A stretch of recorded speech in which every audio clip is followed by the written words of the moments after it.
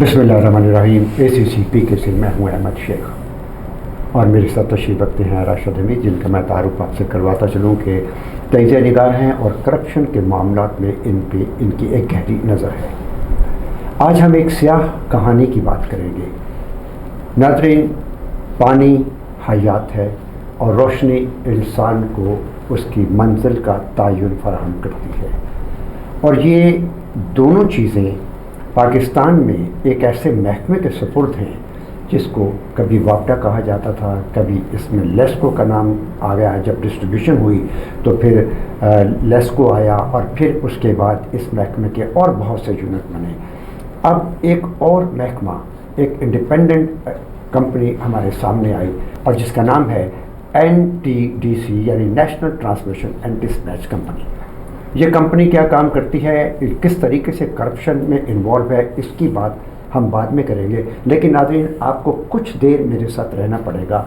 मैं आपको कुछ ऐसे हक़ाइक़ की तरफ लेके जाना चाहता हूँ जो शायद आपने ना भी सुने हो, और अगर सुने हैं तो इसको दोबारा आप रिफ़्रेश कर लीजिए।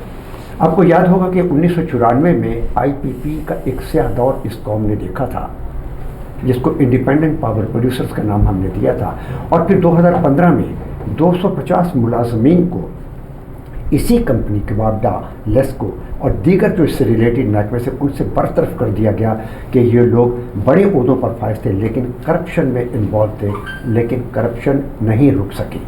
इसके बाद फिर एक और दौर आया 2018 का, जिसमें नैब, नेशनल अकाउंटेबिलिटी ब्यूरो ने एक मैसिव करप्शन की निशानदही की और जिसमें चेयरमैन वापडा को पेश किया गया कि आप आएँ और अपने करप्शन के बारे में, जो आपके महकमे में करप्शन हो जाए, इसका जवाब दें। लेकिन कोई जवाब ना दे सका। वो शख्स तमाम के तमाम आज भी मौजूद है। बदनसीबी की बात यह है कि पानी और रोशनी फराहम करने वाले इस महकमे करप्शन की इंतहा ये है कि 1994 में इसमें आर्मी यानी पाकिस्तान फ़ौज को बुलाया गया था। मुझे अच्छी तरह से याद है वो दिन कि कहा गया था कि आप किसी तरीके से इस महकमे की करप्शन को ख़त्म कर दें। लेकिन यह करप्शन कल भी थी, since Inception of Pakistan this corruption आज भी जारी है, जिससे पाकिस्तान के ख़जाने को billions of rupees, if I would say कि इसे बिलियंस ऑफ डॉलर का लॉस हुआ है, तो ये बात गलत नहीं होगी। अब मैं आता हूँ एक असल कहानी की तरफ, जिसका हम आज जिक्र करेंगे, और वो कहानी है NTDC यानी national transmission and dispatch company की। इस कंपनी का काम है ट्रांसमिशन लाइंस का, कि ये ट्रांसमिशन लाइंस की जिस इंफ्रास्ट्रक्चर जो है उसको वो डेवलप करती है। एक प्रोजेक्ट है जिसका नाम है K2 प्रोजेक्ट। ये K2 प्रोजेक्ट इस कंपनी को एलोकेट किया गया था, जिसमें 8 लोगों ने, 8 जो थे टेंडर्स कॉल किए गए थे, तो उसमें 8 जो थी कंपनीज ने शिरकत की, जिसमें 6 को डिसक्वालीफाई कर दिया। और 2 कंपनी जो क्वालिफाइड की थी उनमें एक चाइना की कंपनी थी और एक फ्रेंच कंपनी थी। चाइना की कंपनी आगे आई क्योंकि उसने कुछ बिड कम दी थी, और जो फ्रेंच कंपनी थी उसकी बिड तो कुछ में शायद, लेकिन एक बहुत पायदार और रिसोर्सफुल कंपनी थी और जिसके काम बहुत अच्छे थे, उसकी बिड को नल एंड वोइड कर दिया गया। ये वाक़या क्या है, और इससे पाकिस्तानी ख़जाने को तकरीबन एक अंदाजे के मुताबिक 90 करोड़ का जो नुकसान हुआ, उसकी कहानी क्या है, ये इसकी हम जानकारी हासिल करेंगे राशिद हमीद साहब से। राशिद हमीद साहब, K2 प्रोजेक्ट NTDC यानी national transmission and dispatch company को ये दिया गया था। जब टेंडर के लिए कोई चीज़ क्वालिफाई कर ली जाती है तो जाहिर है उसके लिए कुछ SOPs होंगे, उसके लिए कुछ वेरिफिकेशन होगी। ये बड़ी ही बदनसीबी की बात है कि पाकिस्तान में ऐसी कंपनीज़ को टेंडर दिए जाते हैं और ऐसी कंपनीज़ के टेंडर को रिजेक्ट कर दिया जाता है जो बड़े आला मेयार का काम करने वाले हों, तो इसके कुछ SOPs होते हैं। आप ये बताइए कि इस कंपनी में जो ये 93 करोड़ रुपए का फ्रॉड हुआ है, इसकी असल कहानी क्या है? इसमें ये 2 टेंडर हुए हैं, लेकिन पहले टेंडर जो था उसका और दूसरे में ओपनिंग का कोई 1 वीक का फ़र्क रहा है। इसमें इन्होंने किया ये है कि टेंडर हो गया, बिडिंग आ गई, फिनंशियल भी और टेक्निकल भी। उनको जिन्होंने क्वालिफाई किया, वो जैसे अहमद साहब ने फरमाया कि 2 कंपनियों ने किया था। अब वो लोएस्ट बिडर को उन्होंने क्या किया कि उनको काम को अवार्ड कर दिया BOD से अप्रूव करा के। इनका बोर्ड ऑफ डायरेक्टर्स हैं जिनको नवीद इस्माइल हेड करते हैं। ये पिछले दौर से ही आ रहे हैं ये साहब। तो नवीद इस्माइल साहब से वहाँ से अप्रूवल लेके बोर्ड से, तो इन्होंने जो लोएस्ट बिडर था उसको, कंपनी को जो चाइनीज़ थी उसको अवार्ड कर दिया। उसको अवार्ड जब कर दिया तो उसमें फिर ये होता है, उसको फिर वो अपने वेबसाइट पे लगा देते हैं और उसके ऊपर मांग लेते हैं, एक उनकी शेक होती है एग्रीमेंट में कि आप ये बताएं कि 15 दिन का टाइम होता है उसमें, कि अगर किसी को कोई इतराज़ हो कि हम इस कंपनी को ये अवार्ड करने जा रहे हैं, आगे एग्रीमेंट में जा रहे हैं, तो उससे पहले अगर किसी को इतराज़ हो तो वो हमें कर सकता है उसको रिड्रेस। तो वो फिर इन्होंने ऐसे किया कि जो सेकंड लोवेस्ट कंपनी थी जिसका 53 करोड़ का डिफरेंस था लोएस्ट बिडर से, उनसे उन्होंने एक चीज़ आपस में मैनेज करके एक एतराज़ उठाया। इसमें असल में ये था अहमद साहब कि इन्होंने ये कहा था, ये कंडीशन थी कि 3 कंपनियां 3 जगह पे किसी साइट्स पे दुनिया में जहाँ पे ये असल पे ये पहले, हाँ, परफॉर्मेंस इसकी गारंटी उन्होंने लेनी थी, परफॉर्मेंस एंड यूज़र की लेनी थी कि क्या उनकी कोई सेटिस्फैक्ट्री रिपोर्ट है, क्योंकि ये नई इन्वेंशन आई है पाकिस्तान में। ये जो है ये ग्लास के बने हुए हैं ये इंसुलेटर, ये उसके ऊपर ये एक नई टेक्नोलॉजी थी जो कि पाकिस्तान में फर्स्ट टाइम आ रही थी। आप जिक्र कर रहे हैं, हाँ जी, इसमें इंसुलेटर और हार्डवेयर की इसमें ये नई टेक्नोलॉजी आई थी, तो उस वजह से ये इस तरह की बाकी कंपनियाँ थी ना 6 वो क्वालिफाई नहीं कर सकी। तो इसलिए उन्होंने कहा था कि ये आपने अगर दुनिया में कहीं भी काम किया हुआ है तो 3 जगह से हमें सेटिस्फैक्ट्री की रिपोर्ट दें जहाँ आपने काम किया हुआ है। तो हम एंड यूज़र से पूछेंगे कि इनकी कैसी परफॉर्मेंस रही है, इनके काम की और क्वालिटी की और ये सारी चीज़, क्रेडिबिलिटी इनकी।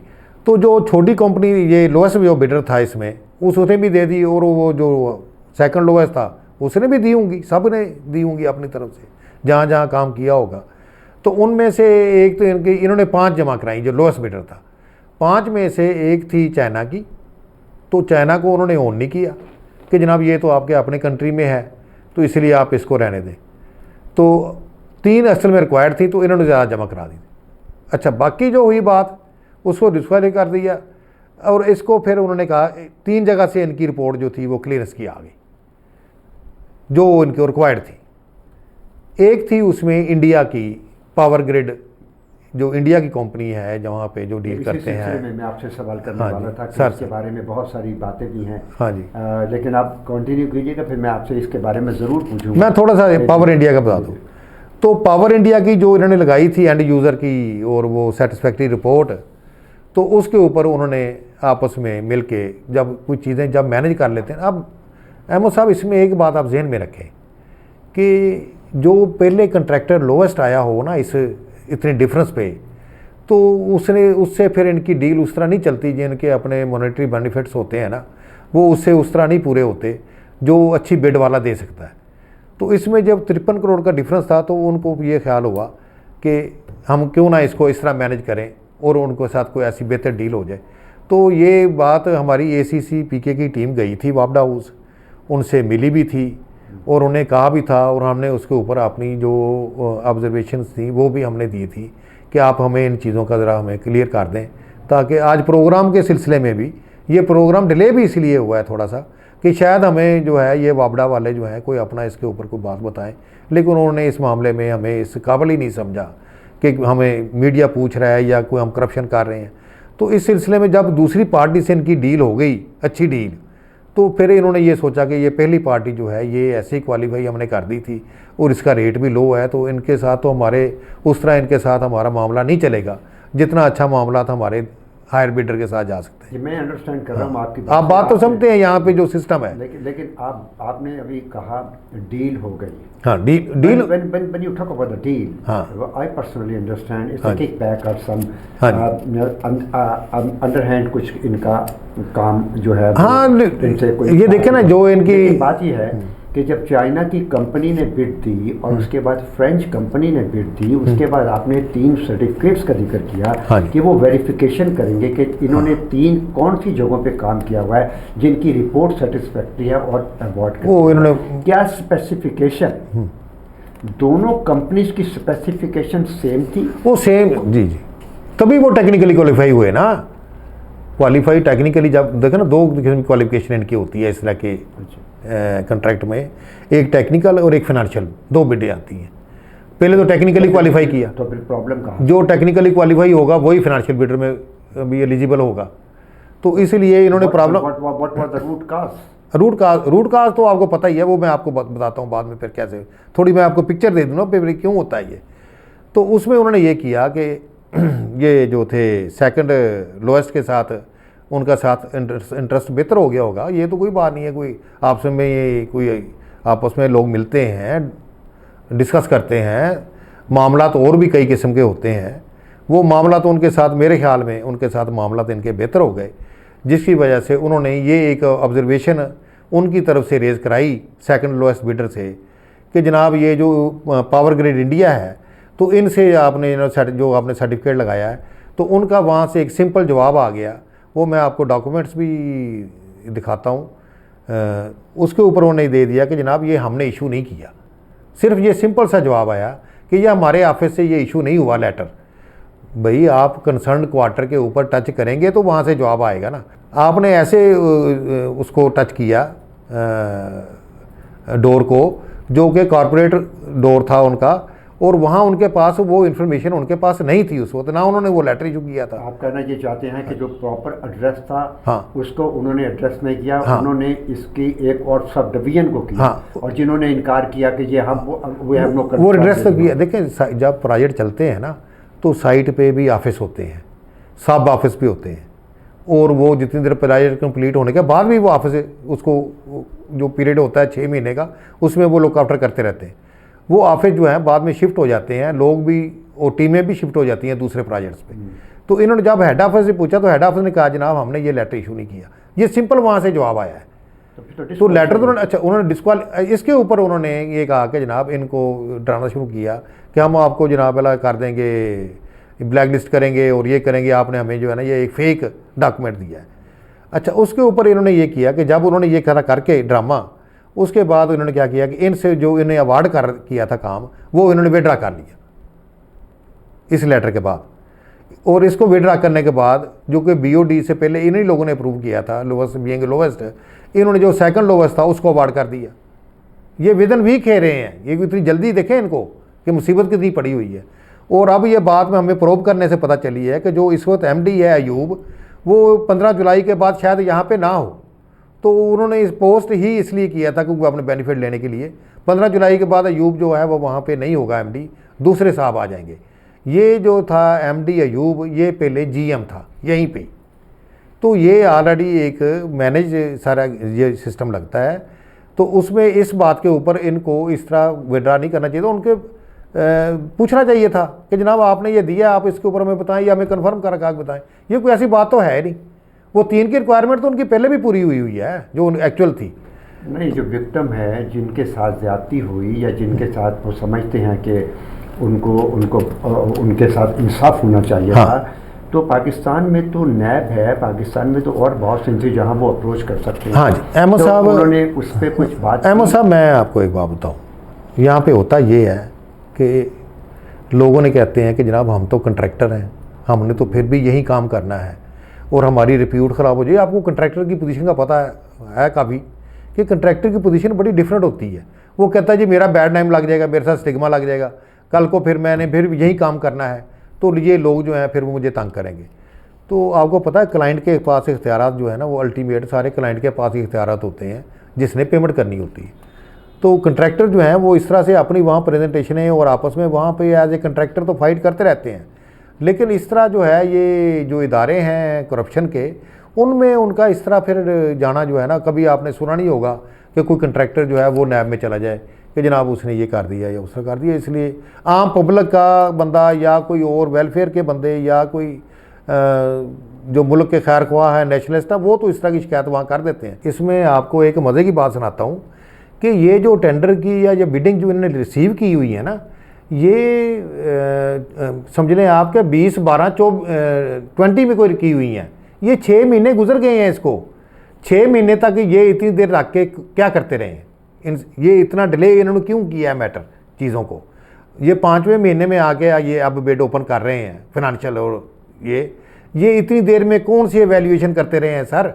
ये इतनी देर में ये चीज़ों को यही देखते रहे हैं कि इस चीज़ों को कैसे मैनेज करना है सर। टेंडर अगर अब इन्होंने एमरजेंसी की एक शक्ल बना ली है कि जनाब लोड शेडिंग है, शार्टेज है, हमारे पास पावर जनरेशन है, लेकिन जनाब हमारे पास ट्रांसमिशन लाइन नहीं है, क्योंकि ट्रांसमिशन लाइन में जनाब अला ये है वो है, तो अब इसको जल्दी से करें। अब इन्होंने ऊपर जो हाई अप्स हैं, जो सादे लोग बैठे हुए हैं, कई वैसे तो हाई अप्स में वो भी हैं जो इसका पार्ट एंड पार्सल है, लेकिन कुछ ऐसे सादे लोग भी हैं जिनको अब इन्होंने ये एमरजेंसी का एक ढांचा दे देना है कि जनाब बड़ा मसला है, लोड शेडिंग हो रही है, आवाम का बुरा हाल है, इंडस्ट्री बैठ जाएगी, इकॉनमी का ये हो जाएगा। देखें अब इसको एमरजेंसी चक्कर में ये जो एक हफ्ते में ही उससे विड्रा कर लिया, उसको अवार्ड कर दिया, इनका इतराज़ आ गया, फिर उसको भी उन्होंने विड्रा कर लिया और फिर दोबारा उसको अवार्ड कर दिया।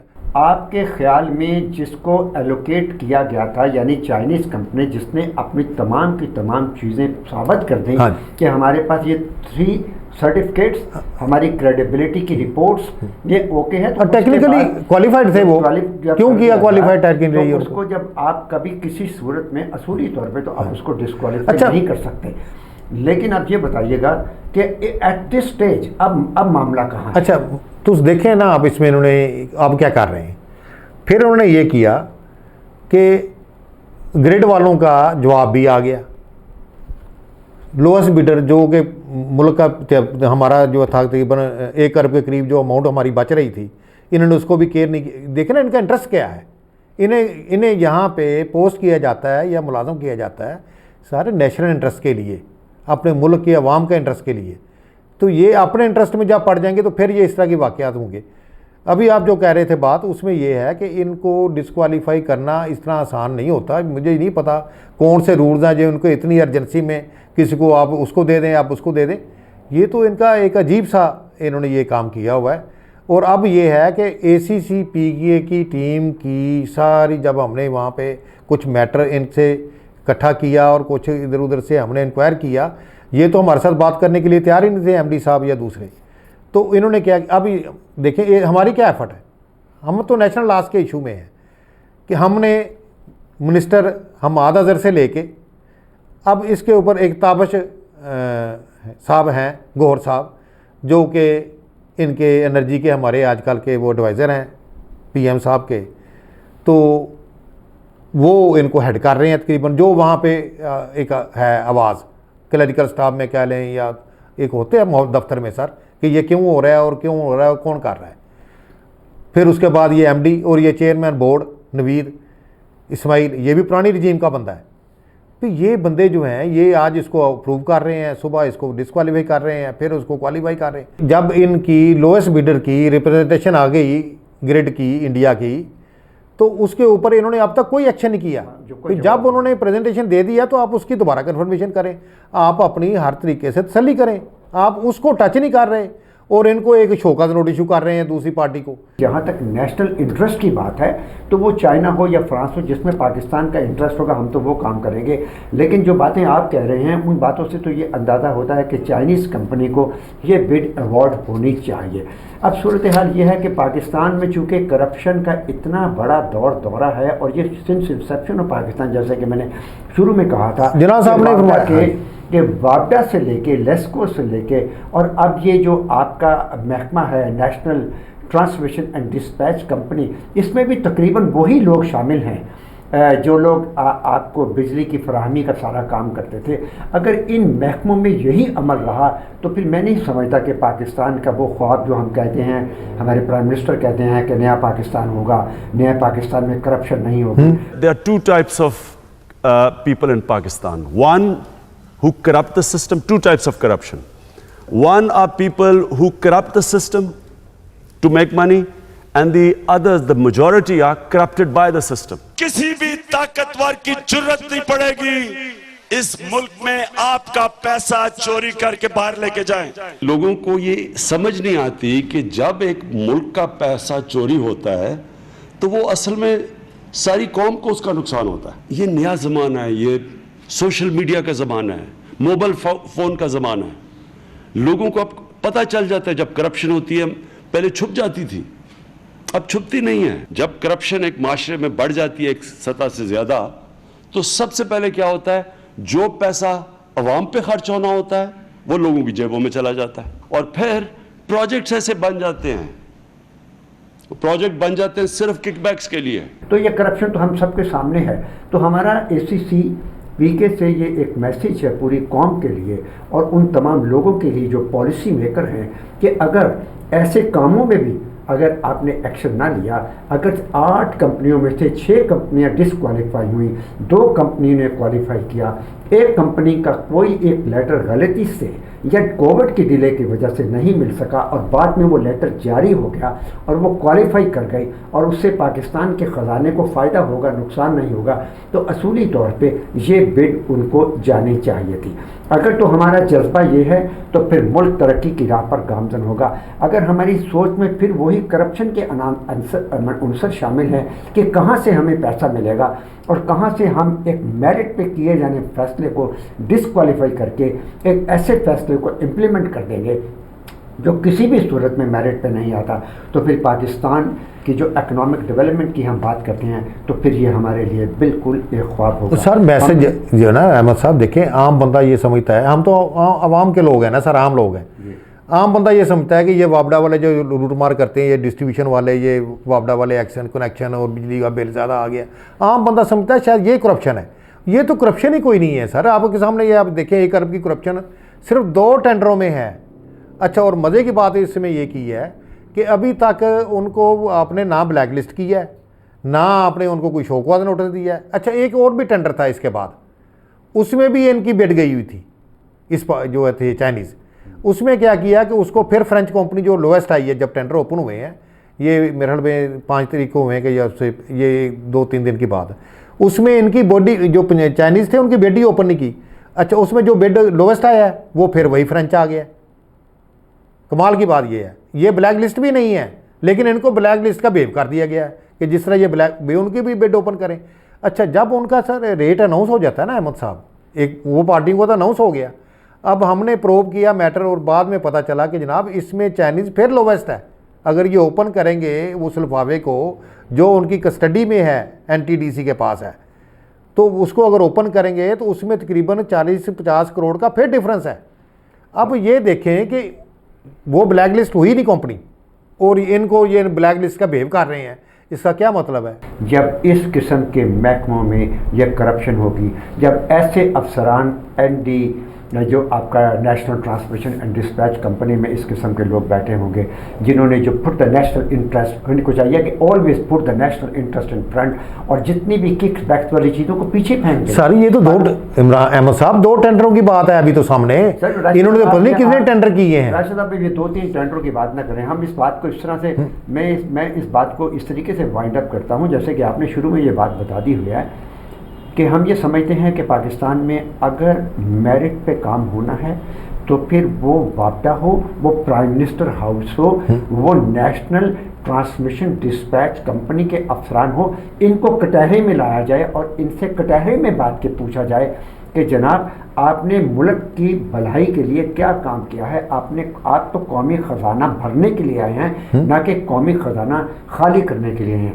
जिस केस का हम ये जिक्र कर रहे हैं वो है K2 प्रोजेक्ट। मैं ये कहना चाहूँगा कि ये एक नई टेक्नोलॉजी जिसको आप इंसुलेटर और इंसुलेटर के साथ जो हार्डवेयर की टोटल डिस्ट्रीब्यूशन और ट्रांसमिशन लाइन की डिस्ट्रीब्यूशन है उसके मुतालिक ये केस है जिससे पाकिस्तान के ख़जाने को 1 अरब के करीब नुकसान हो सकता है। और ये नुकसान ND जो national transmission and dispatch company है उसकी मैं यहाँ तो ये सोचूं कि अभी तो ये अंडर मैटर प्रॉब है, मैं तो ये तो नहीं कहूँगा कि उसकी बहुत ज़्यादा नाअहली है, लेकिन उनको अकल के नाखून लेने चाहिए। उनको भी ये सोचना चाहिए कि जो मेरिट पे है उसको अवॉर्ड करें और अगर किसी वजह से ये कोविड की सिचुएशन में बड़े बड़े काम जैसे कि मैंने शुरू में कहा था कि डिले हुई थी, अगर इसमें भी कोई डिले हो गया तो इसे नज़रअंदाज कर दें और जो मेरिट पे आया है उसको ये कॉन्ट्रैक्ट सर वो तो बिल्कुल यहाँ पे तो अब किसी को सर इस चीज़ का फिक्र ही नहीं है कि मुझे किसी ने पूछना है। आप ये देखें कि वो ब्लैक लिस्ट कंपनी हुई नहीं चाइनीज़ और उन्होंने उसकी बिड नहीं खोल रही, इससे क्या आपको क्या चाहिए और आपको? अहमद शेख को इजाज़त दीजिए, अल्लाह निगहबान। खुदा हाफिज़।